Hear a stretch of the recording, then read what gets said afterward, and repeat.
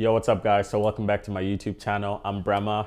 Again, thank you to everybody who's been showing love to my previous video. I really appreciate it. YouTube is a space that I've wanted to explore for so long, and it's cool that you guys actually enjoy the videos we're putting out, because we're putting out a lot of energy into these.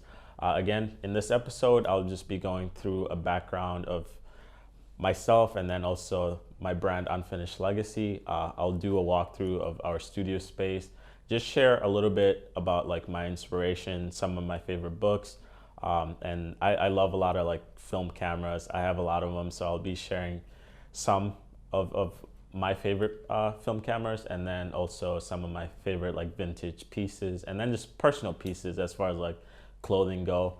And then the other thing is we've generated some Q&A questions through Instagram story.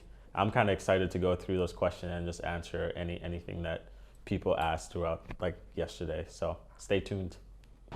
All right, so first off, we're gonna start out with the studio. So our studio is located in Milwaukee, Wisconsin, and we're in this big warehouse where there's also a lot of other studios in the space. I get a lot of questions about how to go about getting studio spaces, and my advice is to try to find something that accommodates small businesses and just artist studios. And then the next thing too is like looking at artists in residency, like programs in your city. That's a good way to get connected with other artists as well. But I'm very blessed and fortunate that my brand is able to pay for this space. So let's go in and take a look. So yeah, this is our space. We got the lounge area here. Gene painted that mural. We got some of our images up there. These are all the pieces for the new drop, so we're just kind of getting ready to send these out. And then here's where we built this table actually in a day. So this is where we spend most of our time, just kind of either on meetings or just brainstorming ideas. Come back here. I'll go in the screen printing room. This is where I do all the printing, screen printing for the brand. Very tiny room, but it works for me. I have all my screens here, inks back there. Yeah, this place kind of, I feel like artists, when you're active, like a lot of times like the place look like a mess, but definitely need to take some time to clean this place up. And then back here is like the inventory room. Inventory, like our garments. A lot of like tees here. This is like a must-have, just having a nice rack. So most times when we're working on collections, like I like to visualize everything on a rack. So this is a nice way to do that. And every now and then we'll do like an open studio, and it's cool to utilize these as a way so people could browse through some of the items to purchase or not. Yeah, that's the space. Now we'll just go into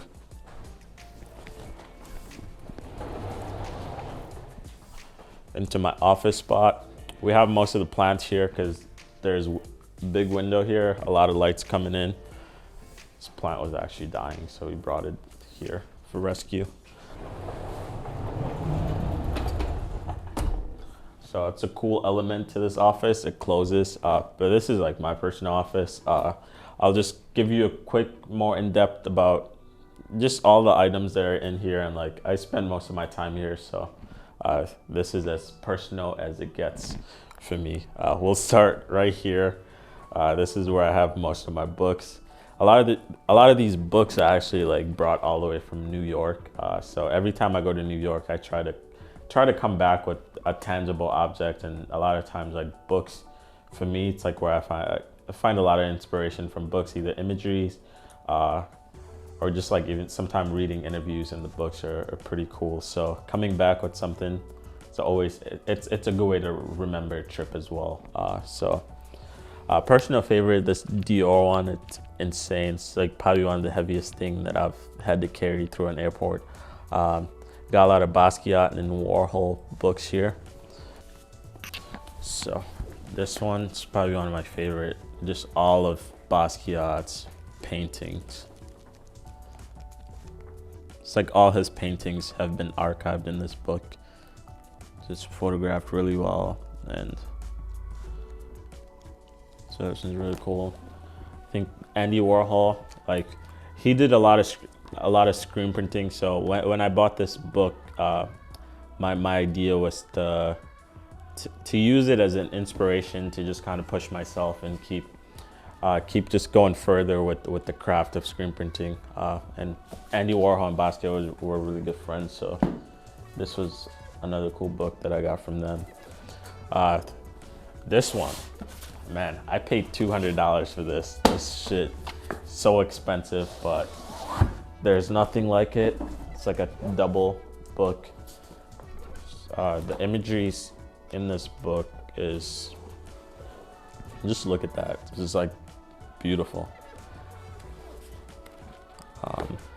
Just a lot of beautiful photographs. There's not really much words. It's just, sometimes I just enjoy books that are just imagery, because I think we as human beings, we all have different ways that we learn. And for me, I've found out that I learn through visual. So it's kind of important to know like the best way for each person to learn. And for me, it's visually. I love just seeing colors, seeing images.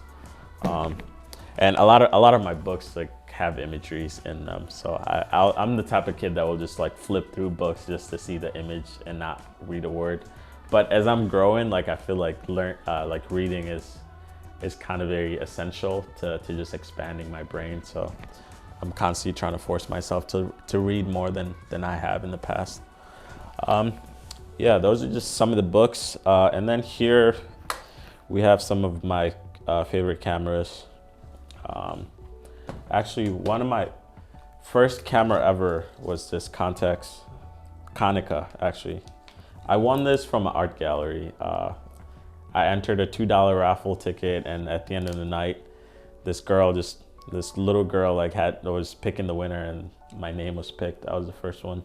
And from then I kind of just fell in love with photography, film photography especially. Like, I didn't know anything about cameras at the time. So I remember the first quick tip that I got was like, oh, if it's sunny outside, try to shoot 400 ISO and try to put your exposure up high. So it took a lot of like experimenting, and I just learned how to read light that way, to the point where now, like, I don't really use a light meter for most of my shoots, but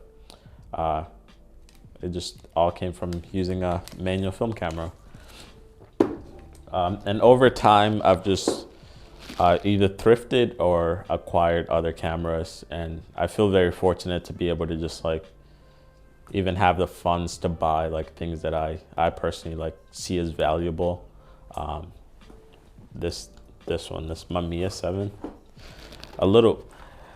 One cool thing about cameras, I feel like every camera that I have has a little backstory to it. And this one, I got this probably 2 years ago when I was working for a different company that I had started. And in the same building that we were working out of, there was a lawyer, and he saw me carrying my camera in the elevator, and I was like, oh, you're into film photography? I was like, yeah. And he was like, I have a film camera upstairs. Like, you want to come take a look at it? And it was this. He stopped shooting, and he offered to sell it to me for like $700 or something like that. So I was like, oh yeah, I'll buy it. It's a nice medium format, and the price now, they're like currently at like $3,000. So it's like a good investment. I don't think I'm gonna sell it just cause like I bought it from him, and I would want to just hold it. And I feel like if I sold something to like a kid, I would want them to use it and just kind of pursue their craft with it than like sell it for quick cash. So it's just, the value is more than the money. As you can see too, like I have a lot of plants. I think through the winter, it gets really like depressing, low light. So I think seeing plants in here, it's like adds life to just the atmosphere, and I don't know, it just feels right.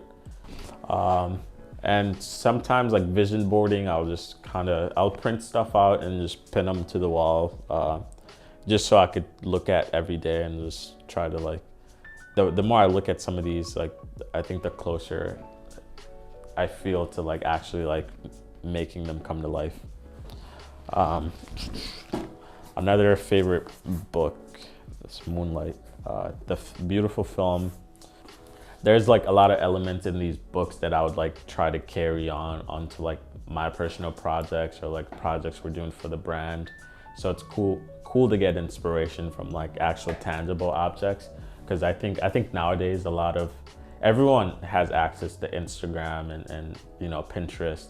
So like we're all kind of look at the same things, versus like there is a select few who, you know, like I think some of the ideas that come out now that we think are original are the ones that are found in like maybe like really old magazines or like just really old books or something like that. Because then it's like, oh, I've never seen that before. It's because like they didn't find it from Pinterest or Instagram. It's like they went back and like found it in like an old, and that's kind of like my idea for like collecting books and just really being fascinated by old magazines, or even going to antique stores and looking at advertisement and stuff like that, is just to like find like new sources of like inspiration. And tangible objects, great way for that. Actually, let me share this one. This is probably one of my favorite. Dude, this small book we got from Sky High. It's like the coolest thing ever. Like, look at these. The images on these, so cool.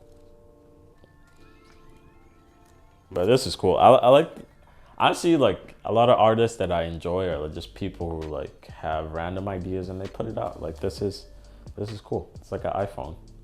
Show me again. Even just the idea of, you got this iPhone shaped book, like, all right, like get off your phone and just, you know, put your head in the books or something. I don't know, I feel like there's like a metaphor, like symbol in this. I enjoy it. All right, off next to like some of my pieces. This place is like really just not organized right now, but that's okay. It's like it's like kind of how my office is. Like I'm not gonna like try to clean up beforehand, but like right into it. It's my favorite jacket. I got this from New York for $10. Can you believe that? $10 for this. Actually? Yeah, I got this for $10. Yeah, it was hanging up high and like they took it down, and I was like, I tried it on, and it's probably one of my most worn pieces in my wardrobe, I guess. It's just like nice. And every time I walk in the Carhartt store in Chicago, they always like point it out. It's like, oh yeah, it's super sick, like vintage piece. But yeah, I like how it fits, and I think also just like a bit about like inspiration and just like the way I envision things is like making things that last. Like this jacket is really old, and like that's something that I aspire to do, is like I want to make like garments or like just tangible objects that will like last, that, you know, test of time, and this is a great example for that.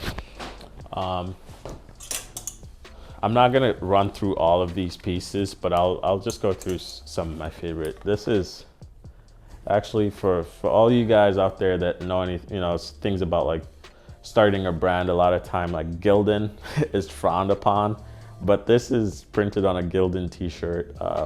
I ripped the tag off, but this is probably one of my favorite pieces, honestly. I remember at the time, like I was just like, this was a test print t-shirt, and then I ended up just like printing over it and just started wearing it a lot, and I've gotten so much compliments on this, like the vibrancy of it, and it's just a piece that I like. I don't know, like I'm always constantly like trying to like recreate this, but I can't. I don't know why. But even like doing a whole collection of this, you know, would be kind of crazy. The color blending and like just, I don't know, all the layers. It's just, to me, I see this as a piece of art. Okay, my homie from, Virgil, not Virgil Abloh, but like my homie Virgil, he's on Instagram. VW Studios, got this like crazy like style of drawing, and he started screen printing on t-shirt, and so when I saw these, I was like, I had to cop this. I have another gray version of these that I wear all the time. I think this one's a little oversized, so I haven't worn it too much. I'm taking you some of your shoes too. Yeah, I got you. 2 more pieces here. This one, absolutely love this piece. It's Miller Lite. I like the all over print, just the black and white, and then you have the nice contrast of yellow throughout. It's like a piece that I would aspire to like make someday, just all over print like that. This one's a bootleg t-shirt I got from All Goods MKE. Shout out to Ali, he owns the store. And yeah, this is a all over screen printed t-shirt. And they just laid it on the floor and screen printed just on top of it. And I think this is a cool approach to screen printing. I think a lot of times I tend to limit myself just within this box. So it's cool to see other artists taking a different approach to just screen printing on the whole t-shirt and the back of it. Yeah, shout out to the legend. Some of my shoes. Dude, this is probably one of my all-time like favorite shoes. I want to buy it again. Dude, it's like I skated this. And the craziest the thing too is like I'll wear this and go out to, a busy street and not feel self-conscious just because it's, I don't know, shoes are supposed to be worn and like beat up. So this is like a great representation for that. I like the wear on this is really nice. Aren't they like the Paris to New York? Yeah, Paris to New York. So it changed color over time. But yeah, I really like these. Can I see the other side again? Just show me straight. Wait, just turn them slowly. Balenciagas. It's crazy that I own these because they're so heavy. And now that I look back at it, I was like, damn, this is crazy. This is definitely like will be a grail in like 10 years or so. I feel like they already kind of are. They made a lot of fakes, but this was like crazy to own this. Like for me personally, like the reason I also bought these is because like growing up, like I grew up in Kenya. I was born in Sudan, grew up in Kenya at this like refugee camp, and I remember like most of us didn't have shoes, like we walked barefoot. So to be able to like buy something that's seen like as expensive was just, to me, a sign of like, oh, you could really like pursue anything, and anything is possible, it doesn't matter where you come from, just as long as like you keep your head up and like keep pursuing like your goals and aspirations, like you could definitely have anything. Like right now, like I even just reading, we were talking about books earlier, like I read Think and Grow Rich, and right now there's a part of me, no, there's this piece that was instilled in me that anything that like I want, or like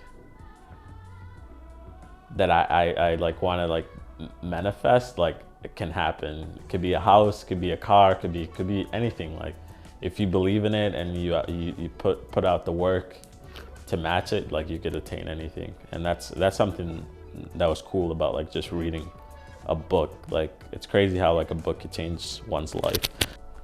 Again, very fortunate to have everything that I have in here. So, oh, and then my bike. Gotta go over all the bike heads out there. Fixed gear. Dude, I actually want to go biking today. That'd be sick. All white, biking around. Yeah, it's a fixed gear. I don't know too much about bikes. I just like biking. Yeah, so this video is already kind of long, so we're gonna do another video. So we'll do another episode of just a Q&A of all that we've generated through Instagram. Again, let's connect. Leave a comment below, like this video, subscribe, connect on Instagram. Feel free to check my Instagram out, optic.legacy, the unfinished legacy, and then also Michael Solar Creator 470 on Instagram. He's behind a lot of these videos, so go check him out. Yeah.